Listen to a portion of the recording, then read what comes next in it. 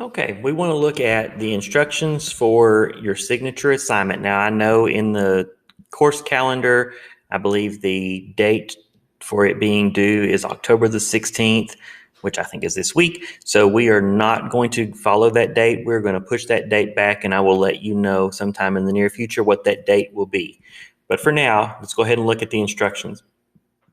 When you go into Canvas and you go to the classroom, you'll notice above the picture, the fourth link over coursework, you're going to click on that. And when it opens up, you have Unit 1, Unit 2, Unit 3, and then Signature Assignments, so you'll click on that. Now here is your history signature writing assignment. Step 1, view the PowerPoint lesson for the overview for primary source documents provided by the Library of Congress. We're not going to go through that now. That's something you need to do on your own time. This PowerPoint lesson describes primary and secondary sources. This step is vital. Make sure you go and you do that on your own time. Step 2, after viewing the lesson, you will pick out one primary source that you find interesting. For the purpose of this course, students are required to pick out a letter, a speech, or a diary entry. Those are your only options. Please do not choose a book or anything else. It has to be a letter, a speech, or a diary entry. If you have any questions about your source, whether it fits that category, please ask me. Don't just assume, okay? If you choose the wrong type of source, it will be an automatic failure, okay? You, for this project, will only use one primary source rather than a collection of primary sources, okay? The primary source must be something that is covered in this course. This is History 1301. So you can use a letter, a speech, or a diary entry from any time in American history from Christopher Columbus to the Civil War/Reconstruction. So basically from the beginning of American history until 1877 or roughly thereabout, okay? So that is what you need to do. So you will need to choose a letter, a speech, or a diary entry from that time period. So you could choose a speech that George Washington gave. You can choose a letter that Benjamin Franklin wrote. You can choose a sermon that one of the Puritan preachers preached, because that would be a speech. You can choose a diary entry from Thomas Jefferson or whoever it may be. You can use one of Abraham Lincoln's speeches, whatever, okay, something like that. In addition, you must use at least one secondary source that backs up or provides information to clarify information in the primary source, okay? So you're going to need to get some of your information from your primary source, but you will need at least one secondary source where you can gain more information as far as background information goes, containing that topic, that author, whatever the case may be. When you are choosing your secondary source, you need to choose a reputable source, a scholarly source. Please listen to me carefully. Anything that ends in pedia, whether it be Wikipedia or encyclopedia, is not acceptable for this assignment. Let me say that again. Anything that ends in pedia is not acceptable for this assignment. It is not that an encyclopedia, for instance, can't give you good information or factual information. It's just not considered a secondary source, okay? So you may not use that. Now, I will say this. If you go to Wikipedia, it is not a reliable source because it can be changed by anyone. But you can use, if you'll notice in the Wikipedia pages at the bottom, they have a bibliography of sources that they use. Some of those are really good sources. So you can go to Wikipedia to get an overview of your topic, and then you can go choose one of those secondary sources to get information. But please choose a reputable source. So an example of this would be if a student chooses a letter written by Thomas Jefferson to James Madison, a secondary source that gives information about who James Madison was and a little bit of background information about him would meet the requirements. So there are probably sources out there for James Madison or Thomas Jefferson or George Washington that are scholarly sources that may even be devoted specifically to them. If I'm not mistaken, there's a whole organization for Thomas Jefferson and his museum that has his letters and all kinds of stuff, and they have lots of good information there. So that would be a good resource, okay? So find a reputable source, at least one. You can use more, but you need at least one secondary source. If you are having questions about whether the source is good or not, please let me know. Email me or whatever, and I'll help you figure it out. Okay. Um, One secondary source is required, but students can use more than one. Please see the information after the PowerPoint about primary and secondary sources to find out more information about finding a primary source. Primary sources can be found using the sources provided on the following page. Okay. Step 3. After a primary source and secondary source is chosen, or sources, students can then begin to write the paper by answering the 10 questions below. The finished product should be a formal paper that is 3 pages minimum, 750 words or more, written in essay style. Minimal work will get a minimal grade. Please keep that in mind. Reviews are to be double-spaced in Microsoft Word. Now our program will also accept Google Docs, so you can use a Google Doc instead of a Microsoft Word format utilizing MLA format. Now, I, as a history person, am not a big fan of MLA. However, I don't really have time to teach you the Chicago method, which is what historians generally use. So use MLA. If you have any questions about how to use MLA, do not ask me, because I don't use it. I recognize it when I see it, and I know basically what I'm looking for, but I use something entirely different in my work. So you will need to either consult your English teacher, or there is a plethora of information online that you can search. So you can do Google MLA format, and it will give you the details. Be sure to use in-page citations with your notes. Reviews should be composed in Times New Roman, 12-point font, double-spaced. I probably should put that in there. Double-spaced. Do not give me single space. It makes it very challenging to put comments in when I grade. Double-space it, please. Now, there is a requirement that I'm adding. I know this is supposed to be in essay format, but for the purposes of grading, to make this easier on me as I'm grading, I want you to be sure to number each paragraph in your essay to correspond with the set of questions you are answering in that paragraph. So it will look like an essay, but it needs to have the paragraphs numbered, so that when you can have an introductory paragraph if you want to. It should be very brief, not include a lot of information. But when you're answering the questions for number 1, that paragraph should be labeled number 1, and it should only answer the questions related to number 1. Okay? Please do it in the order that is given here and number those paragraphs. You need to be detailed in your answer. You need to use quotations and citations from your primary source and your secondary sources. Okay? And then as your evidence, and then you need to analyze it. So number 1, let's look at what I'm looking for each one of these. Number 1, who wrote the document? Until you know this, you know little about the document. Sometimes you can figure this out from the document itself. Was the author a political or a private individual? Was he educated or not? So you need to use your primary source to kind of gain some information about that person. You can tell whether they were educated or not by the way they wrote. If you read a letter from a housewife during the Civil War and you choose that, you can tell by the way they wrote whether or not they were educated. But you need to give a good background information on that person. So if you are choosing a speech by George Washington, give me paragraph 1 should be a good background information about George Washington, who he was, what did he do, all that. Okay? Give me the basics. Cite your sources. When it comes to citations, here's a good rule of thumb. If you're quoting, cite it. If you're paraphrasing, which means you're basically saying the same thing, but you're not quoting them, cite it. If you're giving me information that is not in the public knowledge, cite it. I'll give you an example. Almost everybody knows that Thomas Jefferson purchased the Louisiana Purchase in 1803. You would not need to cite that. That's common knowledge. But almost nobody knows how much it costs per acre. That's something that you would need to cite, because that's not common knowledge. Here's another good rule of thumb to use. If you have a question about whether or not it should be cited, just cite it. You cannot have too many citations. You can have too few, and that can be plagiarism, which is going to get you in serious trouble and get you a bad grade. But you cannot have too many. I'll give you an example. I wrote a research paper that was about 12 and a half pages long when I was working on my master's degree.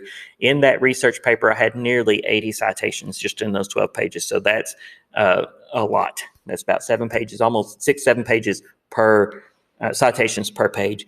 You need to make sure you cite your information. Do not plagiarize in this paper. Okay? Plagiarism is not just about copying someone else's work, word for word or whatever, but it's about stealing their ideas and things like that. Okay. Number 2, who was the intended audience, or who was the letter or speech written to? This will tell you about the author's use of language and the knowledge that he assumed on the part of the reader. You will need to utilize your primary source for this case. Okay, if the person is giving a speech, then who is the audience? And use specific examples from your source that show that information. So if you're using a speech you're using the Gettysburg Address by Abraham Lincoln, for instance. The audience is the people who were gathered there for that particular occasion. And then you will need to use information, citations from the speech he gave that give us information about that audience, things that he assumed about that audience. In other words, if he talks about something specific but doesn't explain it, then you can assume that that audience had knowledge of that particular topic. That kind of stuff. Be very, very specific on this. Number 3, what is the storyline? What is going on in the document? Basically, that is a summary of the document. Number 4, why was the document written? Everything is written for a reason. Is it just a random note or a scholarly thesis? Those are not your only 2 options. Okay, so don't just say, oh, and it's not a scholarly thesis, or it is a scholarly thesis. Let me just say this. A lot of people in the past have said that their work was a scholarly thesis. No, very few things that you're actually going to read for this is a scholarly thesis. So a scholarly thesis would be a paper, like a research paper written specifically for a subject, of a scholarly subject. So you're probably not going to do that with a speech, a letter, or a diary entry. So that's not an option. That's just an example. Okay. Why was the document written? Give me information. Why did this person give that speech? Write that letter. Write that diary entry. Cite your sources. Okay. Give me specific citations about that. Number 5, what type of document is this, or what is its purpose?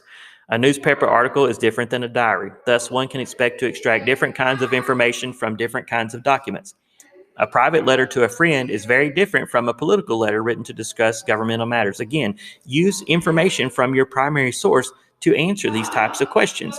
If it's a speech, show me what makes it a speech. Okay. If it's a letter, show me what makes it a letter, and how that what in that makes it a private thing, or whatever the case may be. But be specific. Use information from your letter, speech, or diary entry. Number 6, what are the basic assumptions made by the author? For example, did the author assume the reader could understand certain foreign or engineering terms? So use your document, your primary source, to analyze the assumptions your author made. Okay? If you have questions, bring me your source and we'll talk about it. Or send it to me. Number 7, can you believe this document? Is it reliable? Is it likely? This should be more than a yes or no answer. What makes this believe it or not? Most people in previous years have gotten this one wrong. It's not asking about whether the letter or the speech or the diary entry you're reading is actually what was written or said. Okay, chances are that's it. Okay, so if you're using the Gettysburg Address by Abraham Lincoln, can you assume that copy of it that you're looking at is believable? Is it the right one? Is it what he actually said? Chances are 99 times out of 100 or more, that's going to be the case. That is not what this question is asking. Okay, is the information contained in that speech believable? In other words, is the speech or the letter or the diary entry, does it contain believable information? Does it contain falsehoods? Does it contain error in some way? That's what it's asking. It's asking you to analyze the document for accuracy, not whether you have what was actually written or said at that time. That's not what I'm asking. Is the document itself accurate? Analyze it. Cite sources from the primary source and from your secondary sources to prove it. Okay. Number 8, what can you learn about the society that produced this document? All documents reveal information about the people who produced them. It is embedded in the language and assumptions of the text. Your task is to learn how to read or analyze a document to extract information about a society. You may wish to analyze each document in terms of various aspects of a society: economic, political, religion, social structure, culture, etc. So in other words, just based on reading that document, what can you analyze about the society of that document? Okay. If you have questions about it, let me know. But basically, you're going to just analyze your source, your primary source, for information about the society. Number 9, what is the importance of this document to history? Everything can be considered important, even if it is not important for political or governmental purposes. For instance, if you choose a letter from a Civil War soldier written home to his wife, that may not be politically important. It might not be religiously important, but it's important. That's a significant thing. What is that telling you about what's going on? What's the significance of it? Does it shed light on what life was like during the time period it was written? Does it demonstrate views of the world from a long time ago, etc.? In history, we always concern ourselves with what is the historical significance of something, of a document. In other words, why is it important to history? Why is it important that we study this document, that we learn about this document, that we analyze this document? So this should be an analysis of the significance of this document to history. And number 10, finally, what does this document mean to you? If you answer nothing, you will lose a whole letter grade. You are the one picking out the sources, so pick something that you find interesting that means something to you. Tell me why it means something to you and why you picked it. So this is the last paragraph. It should be telling us what about you made you drawn to this, okay? What is it about this that's important and significant to you? You're going to submit the assignment through Canvas. Do not submit it via email. Do not bring me a hard copy. It's going into Canvas. I know here it says that it has to be in Microsoft Word, but Canvas has since upgraded to where it will now accept Google Docs, so you can do it as a Google Doc that way. Please understand that all papers will be checked for plagiarism before grading. There is a plagiarism checker, and it will tell me what percentage of your document comes from other sources. So if it's a quotation or whatever, and you've cited your source, you're fine. If not, you're plagiarizing, and that could be a problem. When you finish typing your paper, you're going to click Next. Actually, the next is the PowerPoint that we're not going to go over, but you're going to go over. And then you'll click Next. And that tells you where you find your primary source and all that. Then you're going to read this about plagiarism. And then you are going to actually submit the document. I don't think I can do it here because I'm a teacher, but it'll have a place for you to actually be able to submit that document there. Okay. If you have any questions, I want you to please let me know. Do not wait till the last minute to get this started. Oh, one final note. This is a college level class. I expect that you can use proper punctuation, proper grammar, proper spelling. One thing that students seem to have a problem with lately is capitalizing proper nouns. Do not do that. Okay. Make sure that your paper has been proofread for grammatical, spelling, and punctuation errors and corrected before you submit it. You would hate to get a bad grade simply because you have bad grammar or punctuation. Okay? So please make sure that you have it proofread. If you'll get it to me quite a bit of time before it's actually due, then I may have time to actually proofread it for you. So make sure that you do that. And I know there was something else I wanted to tell you about. Let me think for a second. What was it? Drawing a blank. Please be sure that you do good work on this. Do not wait till the last minute to get it done. Okay? I can't remember what it was I was going to tell you. If I think of it, I'll put another note in. All right. Please let me know if you have any questions. I hope you have a good day.